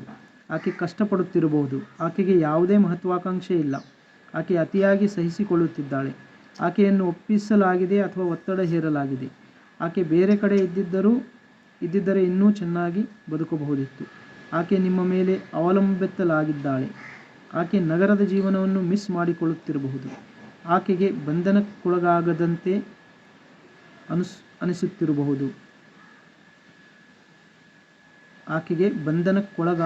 ಅನಿಸುತ್ತಿರಬಹುದು. ಕುಟುಂಬದ ಶಾಂತಿಗಾಗಿ ಆಕೆ ಹೀಗೆ ಮಾಡುತ್ತಿದ್ದಾಳೆ. ಸರಿ, ಮಕ್ಕಳ ಪಾಲನೆ ಮತ್ತು ಅನ್ಸ್ಕೂಲಿಂಗ್ ಬಗ್ಗೆ. ಮಕ್ಕಳು ಶಿಕ್ಷಣವನ್ನು ಕಳೆದುಕೊಳ್ಳುತ್ತಿದ್ದಾರೆ. ಮಕ್ಕಳ ಮೇಲೆ ಪ್ರಯೋಗ ಮಾಡಲಾಗುತ್ತಿದೆ. ಇದು ಅಪಾಯಕಾರಿ ಪಾಲನೆ. ಮಕ್ಕಳು ಮುಂದೆ ಕಷ್ಟಪಡುತ್ತಾರೆ. ಮಕ್ಕಳು ಸಮಾಜದಲ್ಲಿ ಹೊಂದಾಣಿಕೆ ಮಾಡಿಕೊಳ್ಳುವುದಿಲ್ಲ. ಮಕ್ಕಳಲ್ಲಿ ಶಿಸ್ತು ಇರುವುದಿಲ್ಲ. ಮಕ್ಕಳಲ್ಲಿ ಆತ್ಮವಿಶ್ವಾಸ ಕೊರತೆ ಇರುತ್ತದೆ. ಮಕ್ಕಳು ಮುಂದೆ ಪರೀಕ್ಷೆಗಳಲ್ಲಿ ಅನುತ್ತೀರ್ಣರಾಗುತ್ತಾರೆ. ಮಕ್ಕಳಿಗೆ ಕೆಲಸ ಸಿಗುವುದಿಲ್ಲ. ಮಕ್ಕಳನ್ನು ಪ್ರತ್ಯೇಕಿಸಲಾಗುತ್ತಿದೆ. ಜಗತ್ತಿನ ಅರಿವಿಗಾಗಿ ಮಕ್ಕಳಿಗೆ ಶಾಲೆ ಬೇಕೇ ಬೇಕು. ನೀವು ಅವರ ಭವಿಷ್ಯದ ಜೊತೆ ಜೂಜಾಡುತ್ತಿದ್ದೀರಿ. ಇದು ಬೇಜವಾಬ್ದಾರಿ ಪಾಲನೆ. ಇದು ಕೆಲವು ಮಕ್ಕಳಿಗೆ ಮಾತ್ರ ಸರಿ ಹೋಗಬಹುದು. ನಿಮ್ಮ ಮಕ್ಕಳು ಮುಂದೆ ನಿಮ್ಮನ್ನು ದ್ವೇಷಿಸುತ್ತಾರೆ. ನೀವು ಅವರಿಗೆ ಸ್ಪರ್ಧಾತ್ಮಕ ಜಗತ್ತನ್ನು ನಿರಾಕರಿಸುತ್ತಿದ್ದೀರಿ. ಖಂಡಿತ ಇಲ್ಲ, ಎಲ್ಲ ಸುಳ್ಳು, ತಪ್ಪು. ರಿಯಾಲಿಟಿ ಇದರ ವಿರುದ್ಧ ಇದೆ. ಸಾಮಾಜಿಕ ಜೀವನದ ಬಗ್ಗೆ. ನಿಮಗೆ ಜನರು ಇಷ್ಟ ಇಲ್ಲ. ನೀವು ಸಮಾಜ ವಿರೋಧಿಗಳು. ನೀವು ಸಂಬಂಧಿಕರನ್ನು ದೂರ ಇಡುತ್ತಿದ್ದೀರಿ. ನೀವು ಎಲ್ಲರಿಗಿಂತ ಶ್ರೇಷ್ಠ ಎಂಬ ಭಾವನೆ ನಿಮ್ಮಲ್ಲಿದೆ. ನೀವು ಇತರರನ್ನು ಮೌನವಾಗಿ ಟೀಕಿಸುತ್ತಿದ್ದೀರಿ. ನೀವು ವಿಭಿನ್ನ ಎಂದು ತಿಳಿದುಕೊಂಡಿದ್ದೀರಿ. ನೀವು ಸಭೆ ಸಮಾರಂಭಗಳಿಗೆ ಹೊಂದಿಕೆಯಾಗುವುದಿಲ್ಲ. ನೀವು ಸಂಪ್ರದಾಯಗಳಿಗೆ ಗೌರವ ಕೊಡುವುದಿಲ್ಲ.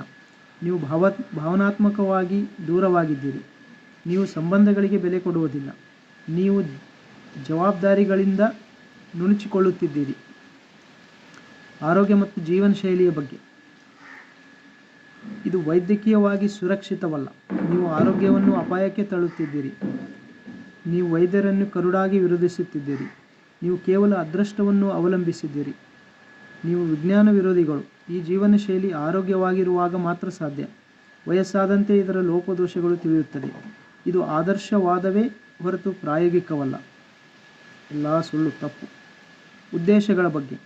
ನೀವು ವಿಭಿನ್ನವಾಗಿ ಕಾಣಿಸಿಕೊಳ್ಳಲು ಬಯಸುತ್ತಿದ್ದೀರಿ. ನೀವು ನೈತಿಕವಾಗಿ ಶ್ರೇಷ್ಠರೆಂದು ತೋರಿಸಿಕೊಳ್ಳಲು ಬಯಸುತ್ತೀರಿ. ನೀವು ಯಾವುದನ್ನೋ ಸಾಬೀತುಪಡಿಸಲು ಪ್ರಯತ್ನಿಸುತ್ತಿದ್ದೀರಿ. ಖಂಡಿತ ಇಲ್ಲ. ನಿಮಗೆ ಇತರರ ಮೆಚ್ಚುಗೆ ಬೇಕು. ನೀವು ಕೋಪದಿಂದ ಸಮಾಜವನ್ನು ತಿರಸ್ಕರಿಸುತ್ತಿದ್ದೀರಿ. ಇದು ಕೇವಲ ಒಂದು ಬಂಡಾಯ.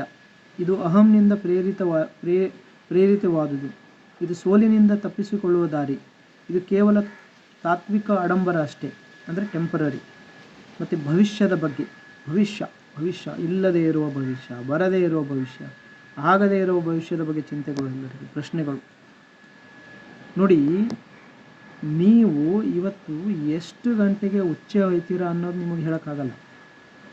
ಎಷ್ಟು ಗಂಟೆಗೆ ನಿಮಗೆ ನೀರಡಿಕೆ ಆಗ್ತದೆ ಅನ್ನೋದು ಹೇಳೋಕ್ಕಾಗಲ್ಲ. ಭವಿಷ್ಯದ ಬಗ್ಗೆ ಹೇಳ್ತಾ ಇರ್ತೀರಿ. ಸ್ವಲ್ಪ ಬೇಕಾಗುವಷ್ಟು ಭವಿಷ್ಯದ ಯೋಚನೆ ಒಳ್ಳೆಯದು. ಆದರೆ ಪ್ರತಿಯೊಂದು ಭವಿಷ್ಯದ ಬಗ್ಗೆ ಮಾತಾಡೋದು ಅದರಲ್ಲಿ ಅರ್ಥನೇ ಇಲ್ಲ. ಇದು ಶಾಶ್ವತವಾಗಿ ಮುಂದುವರಿಯಲು ಸಾಧ್ಯವಿಲ್ಲ. ವಾಸ್ತವದ ಅರಿವು ಶೀಘ್ರವೇ ಆಗುತ್ತದೆ. ಮಕ್ಕಳು ಬದಲಾವಣೆಗೆ ಒತ್ತಾಯಿಸುತ್ತಾರೆ. ವೈದ್ಯಕೀಯ ಅಗತ್ಯಗಳು ನೀವು ನಗರಕ್ಕೆ ಮರಳುವಂತೆ ಮಾಡುತ್ತವೆ. ಆರ್ಥಿಕ ಒತ್ತಡವು ನೀವು ಹೊಂದಾಣಿಕೆ ಮಾಡಿಕೊಳ್ಳುವಂತೆ ಮಾಡುತ್ತವೆ. ಸಮಾಜವು ಅಂತಿಮವಾಗಿ ನಿಮ್ಮನ್ನು ಮತ್ತೆ ಎಳೆಯುತ್ತದೆ. ನೀವು ಈ ಆಯ್ಕೆಯ ಬಗ್ಗೆ ಪಶ್ಚಾತ್ತಾಪ ಪಡುತ್ತೀರಿ. ನಾವು ಬರೀ ಆದರ್ಶವಾದಿಗಳಾಗಿದ್ದೇವೆ ಎಂದು ಮುಂದೆ ಹೇಳುತ್ತೀರಿ. ಮತ್ತು ಇನ್ನೊಂದು, ಪ್ರತಿಯೊಬ್ಬರಲ್ಲಿ ಅವರು ಮಾತಾಡೋದಿಲ್ಲ, ಬಟ್ ಆದರೆ ಅವರ ಕಣ್ಣುಗಳಲ್ಲಿ ನಾನು ನೋಡ್ತಾ ಇರ್ತೀನಿ. ಅದೇನೆಂದರೆ, ಯಾರಾದರೂ ಸರಳವಾಗಿ ಬದುಕುತ್ತಿದ್ದಾರೆ ಅಂದರೆ ಅವರಿಗೆ ಸಂಕೀರ್ಣ ಜೀವನದಲ್ಲಿ ಯಶಸ್ವಿಯಾಗಲು ಸಾಧ್ಯವಾಗಿಲ್ಲ ಎಂದು ಅರ್ಥ. ಇವನು ಫೇಲ್ ಆಗಿದ್ದಾನೆ, ಇವನಿಗೆ ನೌಕರಿಯಿಂದ ತೆಗೆದುಹಾಕಿದ್ದಾರೆ, ಏನೋ ಕ್ರೈಮ್ ಮಾಡಿ ಬಂದಿದ್ದಾನೆ, ಓಡಿ ಬಂದಿದ್ದಾನೆ, ಇದು ಬೇರೆ ಜಾತಿಯ ಹೆಣ್ಣಿಗೆ ಓಡಿಸ್ಕೊಂಡು ಬಂದು ಮದುವೆ ಮಾಡಿ, ಈ ಥರ ನೂರಾರು ಅವ್ರ ತಲೆಯಲ್ಲಿ ನಡೀತಾ ಇರ್ತದೆ. ಸೊ ಇದನ್ನು ನೀವು ಅರ್ಥ ಮಾಡ್ಕೊಳ್ಳಿ. ನೀವು ಸರಳತೆ ಕಡೆ ಹೋಗಬೇಕಾದರೆ ಈ ಥರ 146 ಮತ್ತು ಸಾವಿರಾರು ಬೇರೆ ಥರದ ಮೂರ್ಖರು ಬರ್ತಾರೆ, ನಿಮಗೆ ಪ್ರಶ್ನೆ ಕೇಳಿಸ್ತಾರೆ, ನಿಮಗೆ ಇದರಿಂದ ಭಯ ಹುಟ್ಟಿಸ್ತಾರೆ. ಅದು ಅವ್ರು ಮಾಡೇ ಇಲ್ಲ.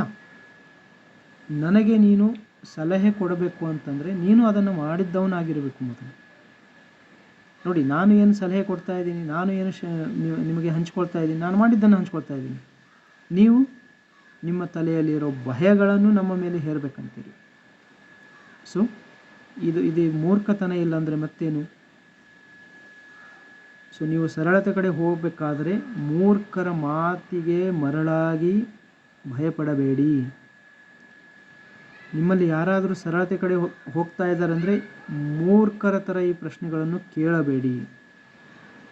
ಮತ್ತು ನಿಮ್ಮ ಒಳಗಿರುವ ಈ ಮೂರ್ಖನನ್ನು ಆದಷ್ಟು ಹೊರಹಾಕಿ, ತೆಗೆದುಹಾಕಿ, ಸಾಯಿಸಿಬಿಡಿ. ಆ ಮೂರ್ಖನ ಹೋಗಲಿ, ಅವನು ನಿಮಗೂ ಉಪಯೋಗ ಇಲ್ಲ, ನಿಮಗೂ ಏನು ಮಾಡಿಕೊಡೋದಕ್ಕೆ. ನೀನು ನನಗಷ್ಟೇ ಪ್ರಶ್ನೆ ಕೇಳ್ತಾ ಇದೀಯ ಅಂತಿಲ್ಲ, ನೀನು ನಿನ್ನನಿಗೂ ಅದೇ ಪ್ರಶ್ನೆ ಕೇಳ್ತಾ ಇದೀಯ. ನೀನು ನಿನ್ನನಿಗೆ ಆ ಪ್ರಶ್ನೆ ಕೇಳ್ತಾ ಇದೀಯ ಅಂತ ನನಗೆ ಅದನ್ನು ಕೇಳ್ತಾ ಇದ್ದೀನಿ ನೆಕ್ಸ್ಟ್ ಆಗಿ. ಸೊ ನೀನು ಮೊದಲು ನಿನ್ನನಿಗೆ ಕಟ್ಟಾಕಂದೀಯ, ಆಯಿತಾ? ಅದಕ್ಕೆ ನನಗೂ ಕಟ್ಟಬೇಕಂತ ಇದೆಯಾ, ಅದಕ್ಕೆ ನನಗೂ ಭಯ ಹುಟ್ಟಿಸ್ಬೇಕಂತ ಇದೆ. ಸೊ ಮೊದಲು ಇವರ್ ಸಫರಿಂಗ್, ನೀನು ನರಳ್ತಾ ಇದೆಯಾ ಅದರಲ್ಲಿ, ನೀನು ಒದ್ದಾಡ್ತೀಯ ಅದರಲ್ಲಿ. ಸೊ ನೀನು ಕೂಡ ಹೊರಗೆ ಬರ್ಬೋದು ಈ ಮೂರ್ಖನನ್ನು ಅರ್ಥ ಮಾಡಿಕೊಂಡ ಮೇಲೆ.